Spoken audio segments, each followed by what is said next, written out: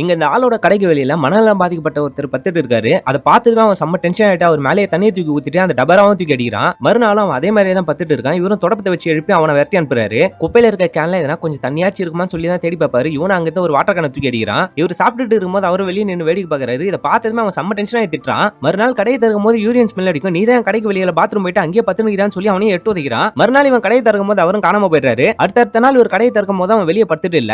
என்னடா இது தினமும் திட்டி பழகி போயிட்டான், திடீர்னு பார்த்தா அவன் காணாம போயிட்டான்னு சொல்லி இவர் ஒரு மாதிரி யோசிச்சுக்கிட்டே இருக்காரு. சரி என்னதான் இருக்கும் சொல்லி சிசிடிவி செக் பண்ணி பாக்குறாரு. சிசிடிவி செக் பண்ணும்போது தான் இவர் எவ்வளவு கொடூரமா அவர்கிட்ட நடந்திருக்காருன்ற விஷயமே இவருக்கு புரிய வருது. தினமும் நைட் டைம்ல கடைக்கு வெளியில இருக்க குப்பையெல்லாம் கிளீன் பண்ணிட்டு கடை வெளியவே படுத்துட்டு இருந்திருக்காரு. கடை செவுத்துல யாராச்சும் கிறுக்க வந்தாலும் அவங்களே துரத்தி அமைச்சிருந்திருக்காரு. இவர் பசியால நைட் டைம்ல அங்க உட்காந்து இருக்கிற நேரம்லாம் இவரோட பொண்ணு தான் அவருக்கு சாப்பாடே வாங்கி கொடுத்திருக்காங்க.